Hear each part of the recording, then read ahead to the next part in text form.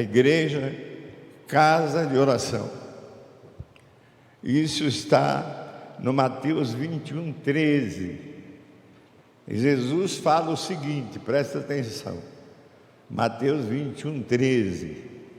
Jesus disse-lhes: está escrito, a minha casa será chamada casa de oração. Está escrito. Aonde está escrito? Em Isaías 56, 7.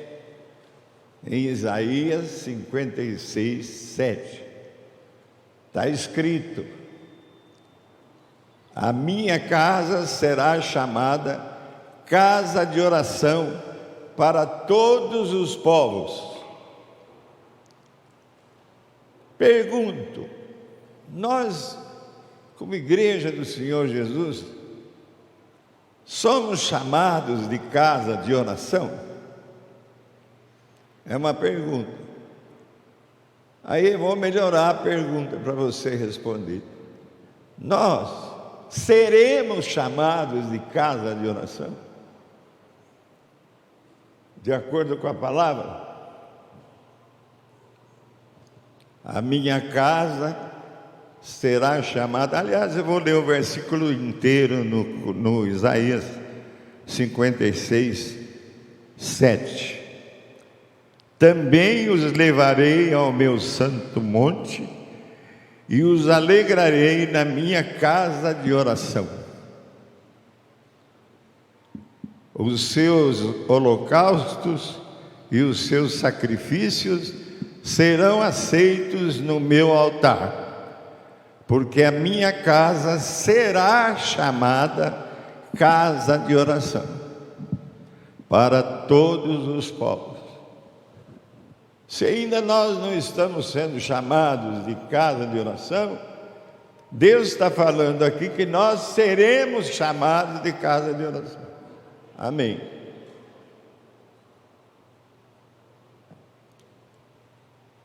A profecia de Isaías declara a afirmação de Jesus, que o povo de Deus vai ser e deve ser chamado de casa de oração.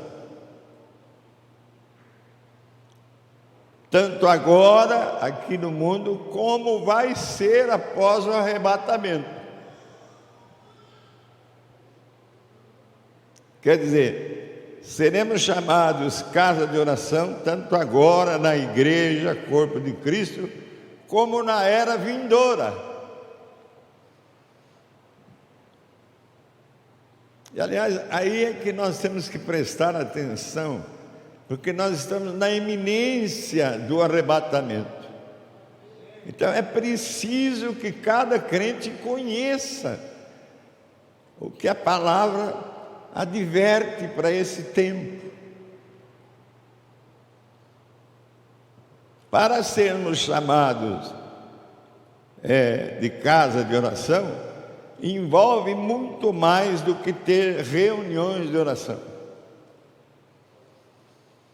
E mesmo para as reuniões de oração, as lideranças da igreja têm muita dificuldade de fazer com que o povo de Deus seja um povo de oração.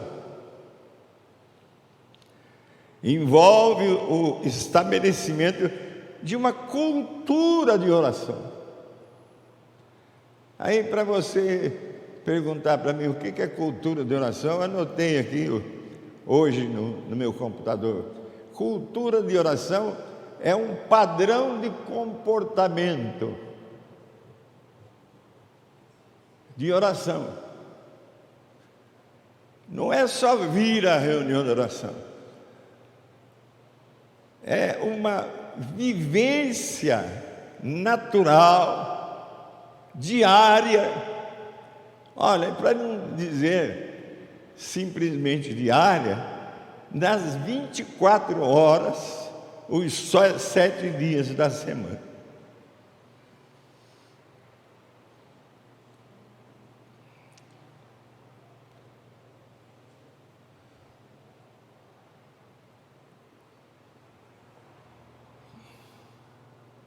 Então nós propomos a vocês o seguinte: nós temos de saber, nós quem? Os batizados em nome de Jesus, membros do corpo de Cristo, a igreja, temos de saber que nós, depois do arrebatamento, ainda vamos continuar a orar a Deus. Vamos ver isso. Porque somos, no arrebatamento, já somos casa de oração. Estando agora, como é que nós vamos nos tornando casa de oração? Lógico, frequentando a reunião de oração,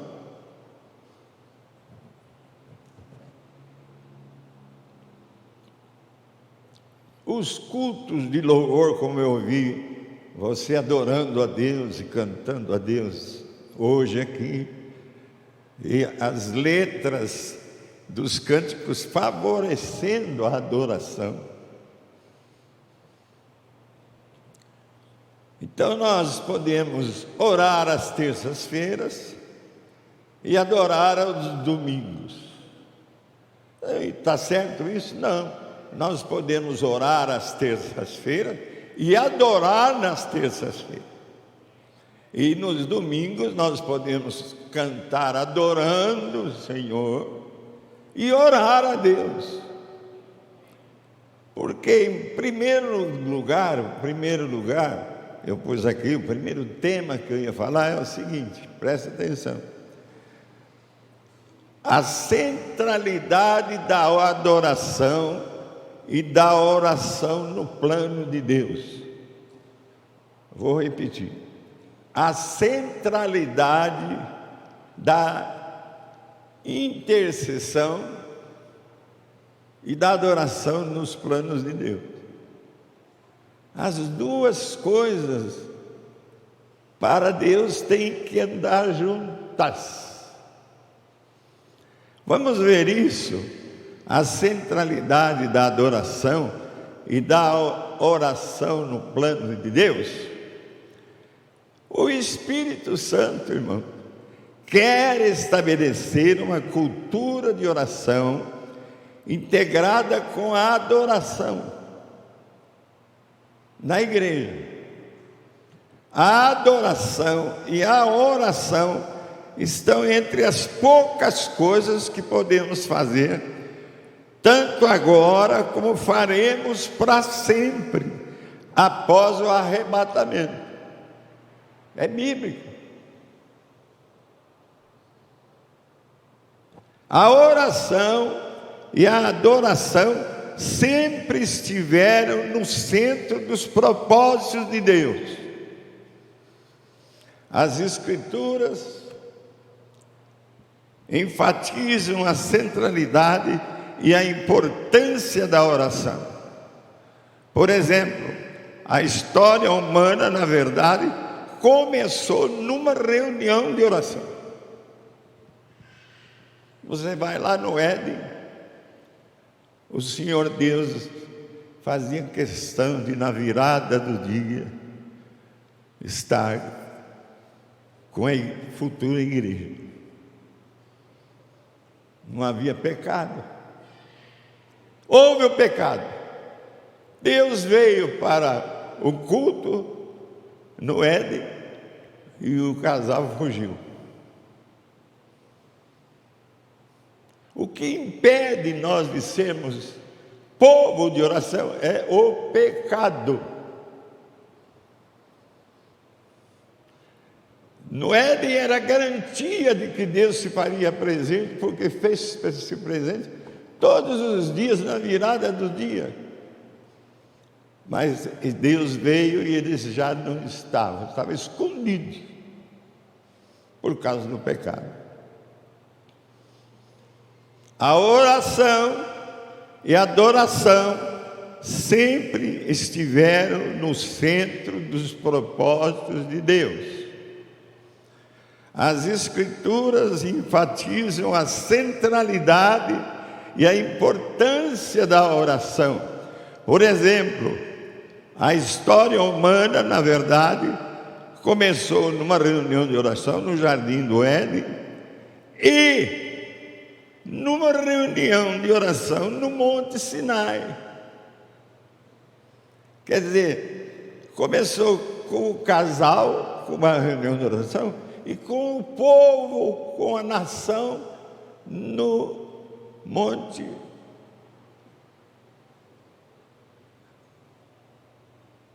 Com Moisés. Fogo de Deus presente no monte, tremor do monte, e Deus começando a abençoar o seu povo numa reunião de oração, e aí ele pede para a nação, através de Moisés, para fazerem um tabernáculo no deserto, para que ele pudesse estar com o povo. Deus pede um santuário de adoração, uma casa de oração no deserto. Isso no Êxodo 25:8 ele fala: e me farão um santuário para que eu possa habitar no meio deles. Por que nós temos esse salão? E por que nós reunimos aqui? Para estar com Deus. E não só no salão, mas hoje ele continua depois. Que nem aquela senhora que depois do culto estava saindo, alguém perguntou para ela: já terminou aí o culto? Não, senhor, isso é só uma parte do culto, agora que vai começar. Eu vou fazer o que eu ouvi aí, lá fora no mundo. E me farão um santuário para que eu possa habitar no meio dele. Tem gente que não dá importância para o local. O local facilita. O local chama a atenção de vocês que estão aqui presentes, não faltaram, estão aqui. Para quê? É isso que precisa ficar sabido hoje. Para orar e para adorar, as duas coisas andam juntas.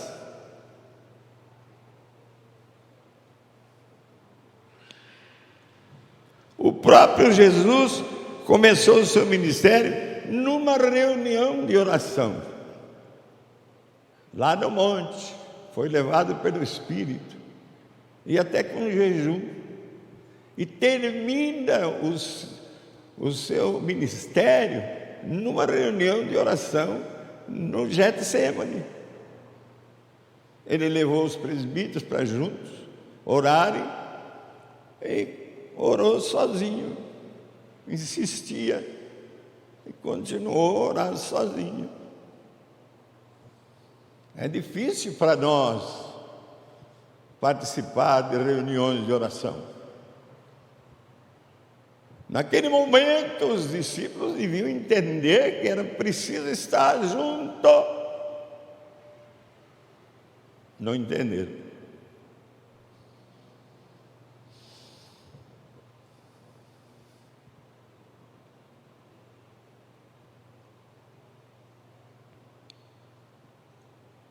O Salmo 138, versículo 4.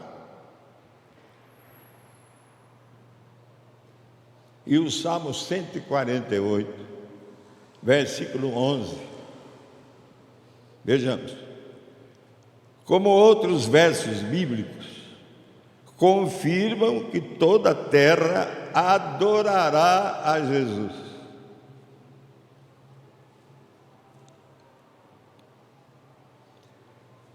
Diz o seguinte: render-te-ão graças, ó Senhor, todos os reis da terra.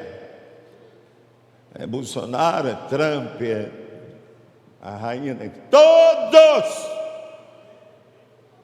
vão adorar o Senhor,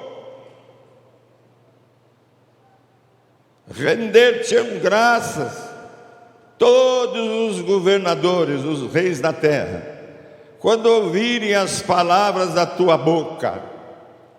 Reis da terra e todos os povos, príncipes e todos os juízes. E estudando esse assunto, a Bíblia insiste com os jovens, que também façam parte dessa adoração. Segundo ponto dessa mensagem, a crescente crise mundial.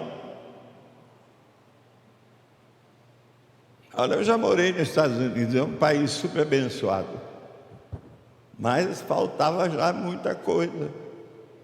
Eles estocavam alimentos porque estavam ameaçados de terem que fechar o país sem poder receber alimento de outros países. E tinham o suficiente para 50 anos a todo o povo comer sem necessidade de procurar outros países. Imaginem hoje.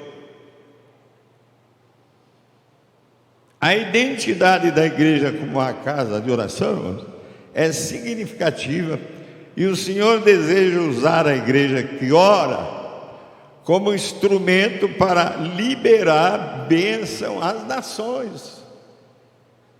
As nações são abençoadas com as nossas orações. Contudo, a igreja do Ocidente está num momento crítico. As nações estão crescendo em iniquidade, em confusão moral, em imoralidade sexual, estão ameaçadas por crises financeiras, por racismo, por terrorismo, e ruína no casamento e na família, e total aceitação da agenda gay, pode casar, e muitas outras pressões. O sentimento dominante no mundo todo é o de incredulidade e desconfiança à medida que a terra estremece sob o peso do pecado da humanidade toda. Podemos ver um pouco de tudo isso aqui no Brasil no carnaval. Eu vi na televisão, publicamente, distribuindo camisinhas para fazerem sexo com a mulher do outro. A crise mais significativa no mundo hoje está na própria igreja, especialmente no Ocidente. Apoiam o aborto, negam a autoridade das Escrituras, rejeitam Jesus como o único caminho para a salvação. Contudo, irmãos, essas igrejas continuam crescendo, são as que mais crescem.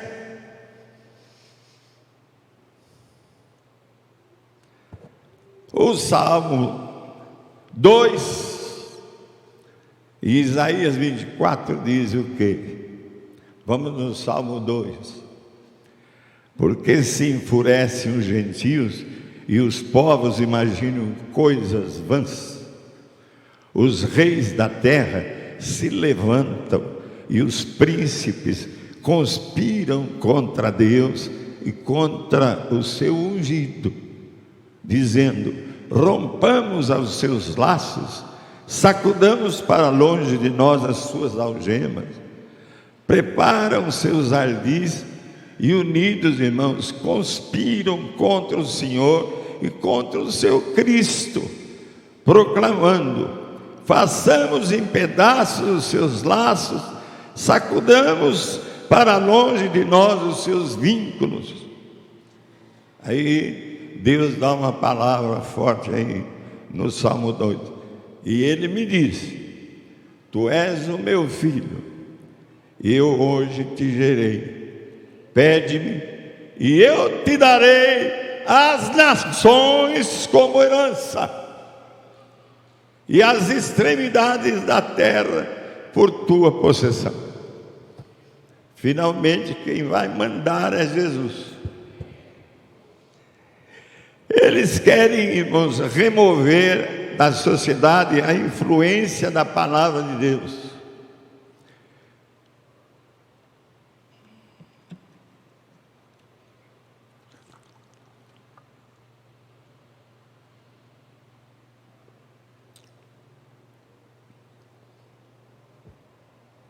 Porque eles veem que os seus caminhos como cadeias e amarras que os escravizam. Na verdade, a terra está contaminada por causa dos seus moradores, porquanto transgridem as leis, violam os estatutos e quebram a aliança divina. É a Bíblia que está falando isso, não sou eu. Alguns líderes da igreja têm usado métodos para crescimento da igreja mais do que a outra, substituindo ao chamado de Deus para a igreja ser uma casa de oração para todos os povos, não persistindo na prática dos dois maiores mandamentos da palavra: amarás o Senhor teu Deus de todo o teu coração, de toda a tua alma, de todo o teu entendimento, e amarás o teu próximo como a ti mesmo. As Escrituras são claras de que uma crise nacional não é o propósito maior de Deus.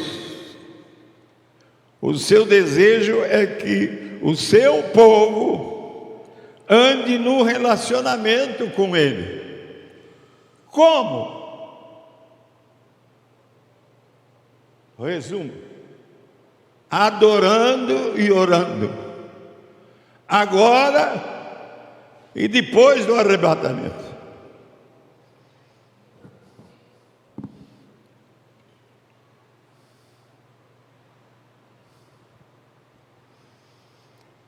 Contudo, Deus permite certas crises para despertar a atenção de nações inteiras para o seu chamado para elas.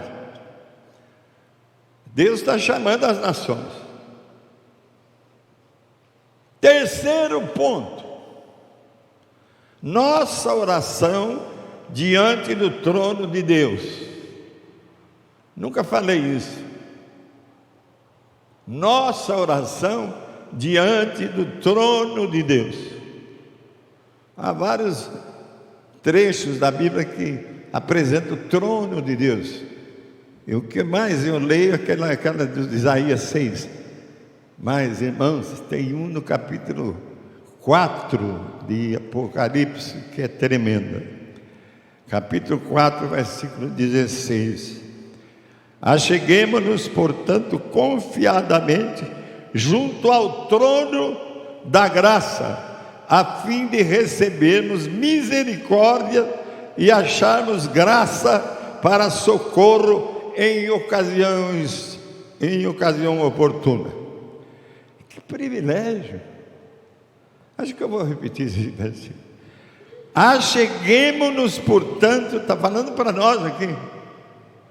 Acheguemo-nos, portanto, confiadamente junto ao trono da graça, a fim de recebermos misericórdia e acharmos graça para socorro em ocasião oportuna.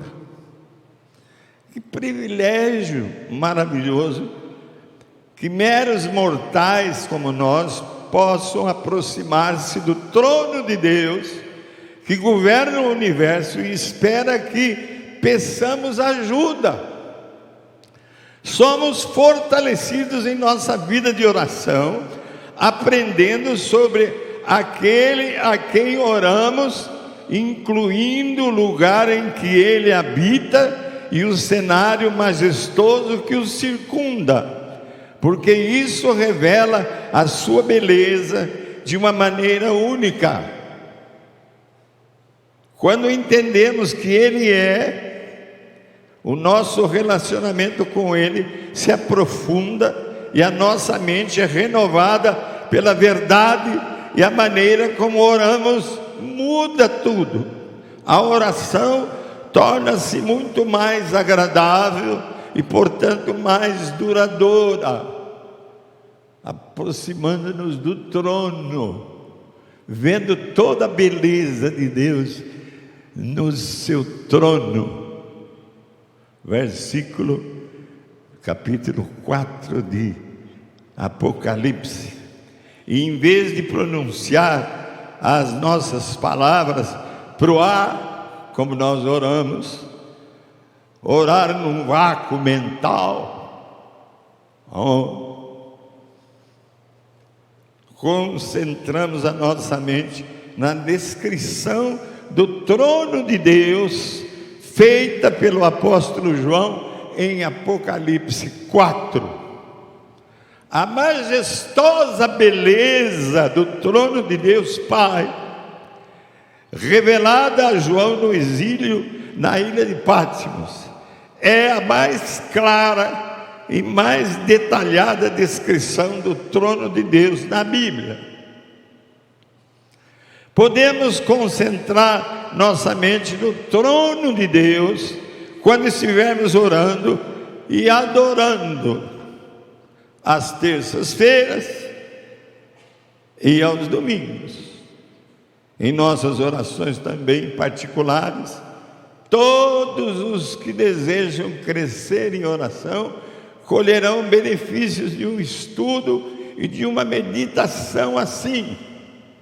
O cenário ao redor do trono de Deus é o lugar onde a sua beleza é mais manifestada.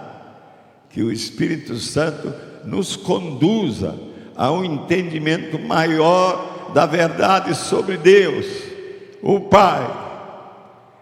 E Ele escolheu cercar-se de coisas específicas para expressar a sua beleza, a sua criação, que somos nós.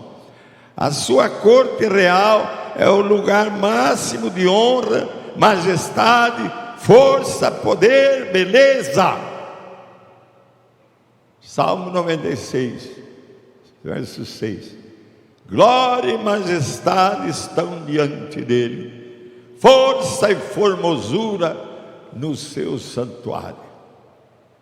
Será que nós estamos vendo isso nas nossas orações? Conclusão. Ao terminarmos,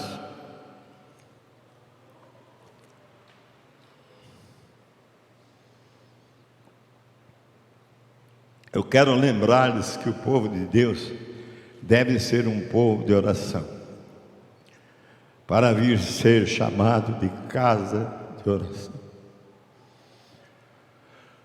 tanto agora como na era vindoura. Como? Fazendo-se presente de início nos cultos de louvor e adoração aos domingos, e fazendo-se presente às terças-feiras nas reuniões de oração. De início, eis que o Espírito Santo quer estabelecer uma cultura de oração. Não é só para que o povo de Deus participe das reuniões de oração, não. Ele quer promover, criar uma cultura a toda a igreja, quer dizer, um padrão de comportamento A igreja ora por um comportamento que ela tem diante de Deus, e ela adora por esse comportamento que ela tem diante de Deus. Não é vir essa reunião, vir aquela, vir não vir. É uma cultura geral para toda a igreja que o Espírito quer fazer.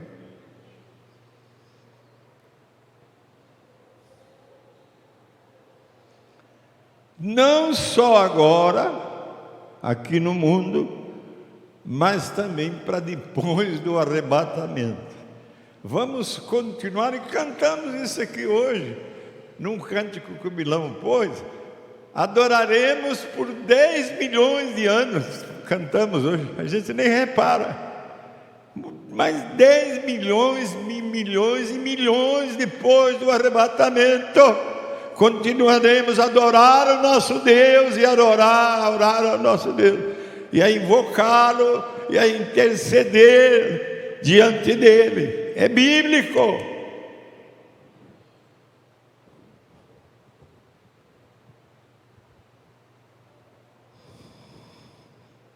Vamos nos achegar junto ao trono de Deus para a nossa ajuda, incluindo o lugar em que Ele habita e o cenário majestoso que o circunda, descrito em Apocalipse 4.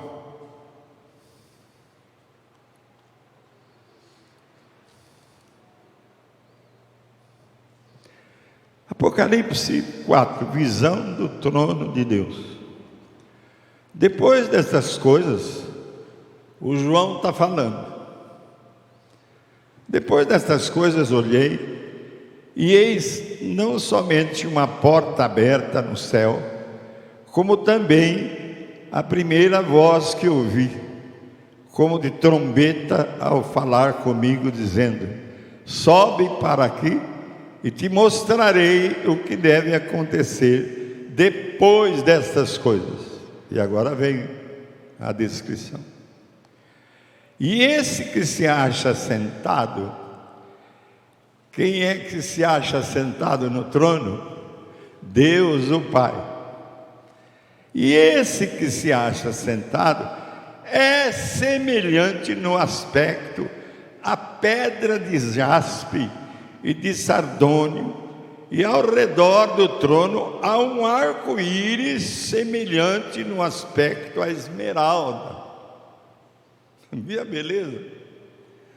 Ao redor do trono há também 24 tronos, e assentados neles 24 anciãos, vestidos de branco, em cujas cabeças estão coroas de ouro. São 10 apóstolos, sentados em 10, são 12 apóstolos, sentados em 12 tronos, e os líderes das tribos de Israel, sentados nos outros 12 tronos, e 4 seres viventes que saem do seu lugar para louvar a Deus. Versículo 5: do trono saem relâmpagos, vozes e trovões, e diante do trono ardem 7 tochas de fogo, que são os 7 Espíritos de Deus. Eu me lembro que eu ensino vocês no capítulo 8 de Apocalipse, que a hora que nós estamos orando, o anjo da oração desce, e ele capta as nossas orações, e ele leva as nossas orações ao trono. E lá nesse capítulo fala que saem vozes, trovões. Então o que são essas vozes, trovões? São as respostas de Deus que são jogadas à terra para nós.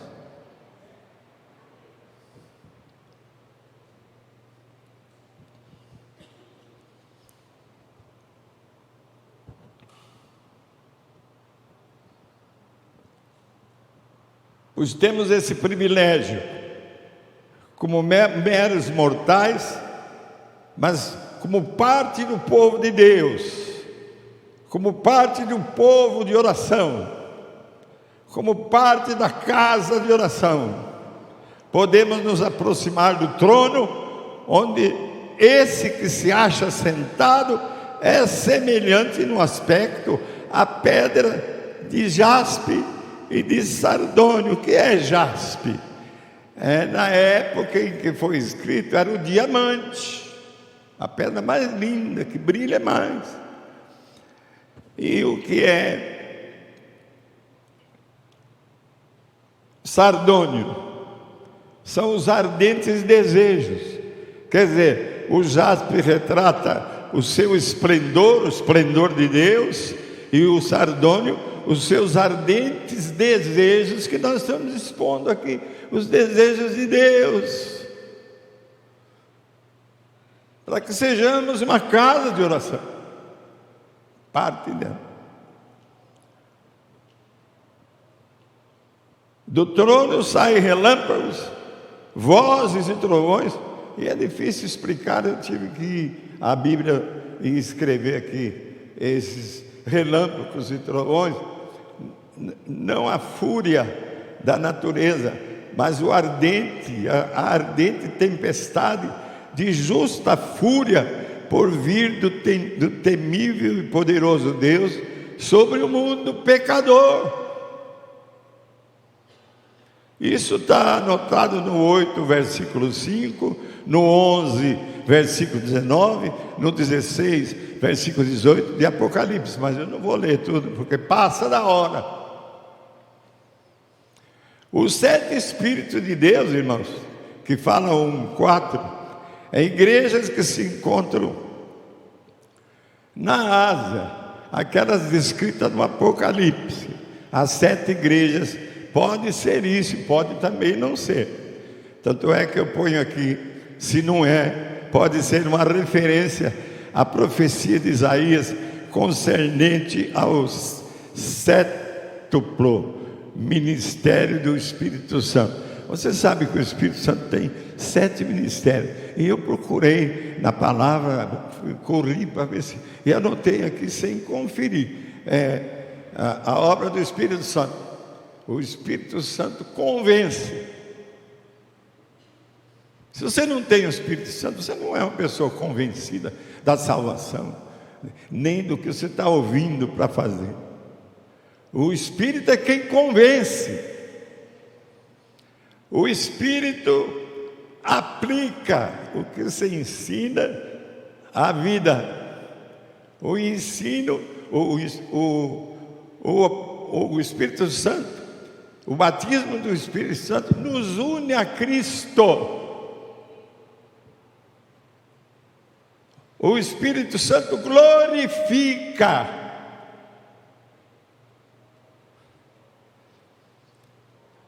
Por isso você tem que orar e adorar. Você lendo a Bíblia, você vai descobrir que o Davi contratou 1.000 cantores e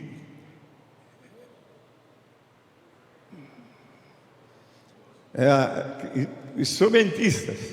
Às vezes foge. Ele contratou 1.000 para comparecer diariamente nas reuniões de louvor e adoração. Os católicos vieram aqui, estavam todos presentes. Hoje tem 5 que não apareceram, e outros, mas estavam todos presentes e saíram dizendo: nossa, como eles adoram, como eles louvam. Mas nós somos só 15. Na reunião com Davi eram 1.000.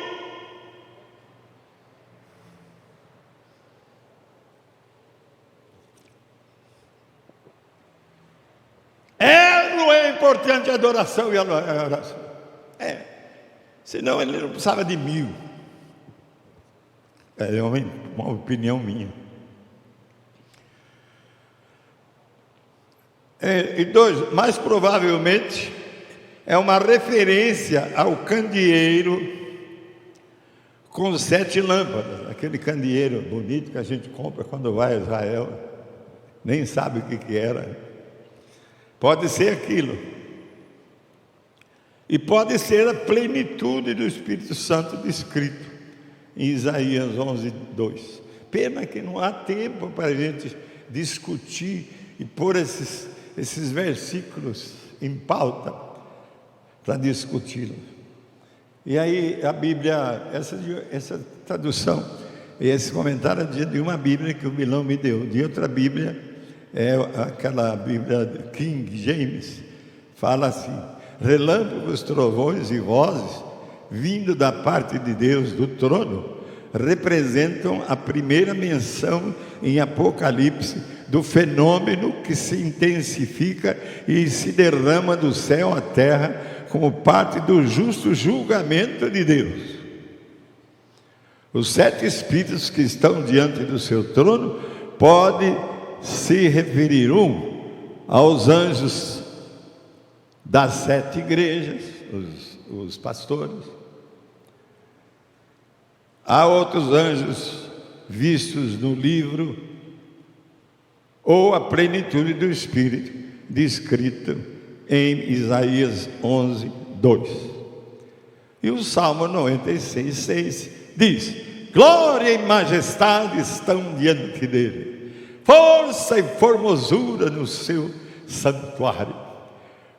4 substantivos descritos: honra e majestade, força e formosura, são personificados como cortejos indo à frente do Senhor em sua marcha de entrada no templo. Ah, se eu pudesse discutir.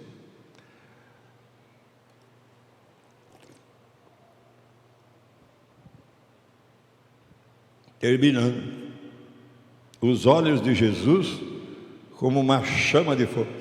Mas você pode imaginar Jesus no trono agora, com toda a sua face, como o sol brilhante, como o sol no dia mais brilhante, todo o rosto de Jesus, e os seus olhos, 2 chamas de fogo. Você pode imaginar isso? Ele assentado num trono de safira, ao lado direito do Pai. Quando nós oramos, os 2 estão ouvindo. Que beleza! Mudou meu jeito de orar. Porque quando eu entrava na sala do trono, eu caía deitado, ficava deitado, em sujeição, meu Deus, orando, mas desconfortavelmente, deitado. Não, à frente do trono, diz o Apocalipse, há um mar de vidro. E depois ele vai dizer que onde todos nós vamos ficar de pé diante de Deus. E já há de pé milhares e milhões de anjos nesse mar de vidro, adorando a Deus. Lê lá no Apocalipse. E agora eu termino mesmo. Vocês conseguem imaginar Jesus com os olhos de fogo? Eu não via Jesus assim. E a sua face resplandecendo como o sol, assentado sobre um trono de safira ao lado do Pai. Vamos ler, irmãos, ao apelo do pastor Abílio, vamos ler o capítulo 4 essa semana, lá de Apocalipse, para que quando a gente orar, a gente se ponha diante do trono de Deus, dessa Bíblia. Eu não falei do arco-íris que fica ao redor do trono. Você vê o arco-íris, é lindo, várias cores. Esse arco-íris, ele é alaranjado, ele embeleza. E o que significa o arco-íris?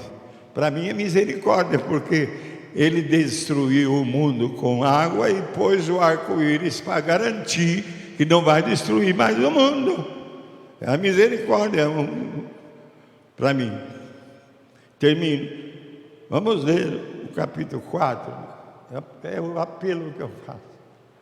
Eu li essas 2 semanas, orei do trono. Não está fácil, mas o Espírito está me ajudando a assimilar essa beleza, essa grandeza de quem espera nossas orações e a adoração para relacionar-se. Ele quer relacionar-se conosco. Tanto que o apelo que eu faço é para que nós nos tornemos uma casa de oração. Nós não somos. Mas o desejo de Deus é que nós venhamos a ser, isso está escrito. Jesus citou: seremos uma casa de oração para todos os povos. E as nações todas dependem das nossas orações. Por isso que em toda reunião de oração de terça, nós oramos por esse Brasil, por o governo. Está escrito, disse Jesus: a minha casa será chamada casa de oração. Queira você ou não, Deus está falando, vai ser uma casa de oração, em nome de Jesus. Amém e amém. tvcmc.com.br é o nosso canal para compartilhar o Evangelho do Reino de Deus e o senhorio de Jesus Cristo.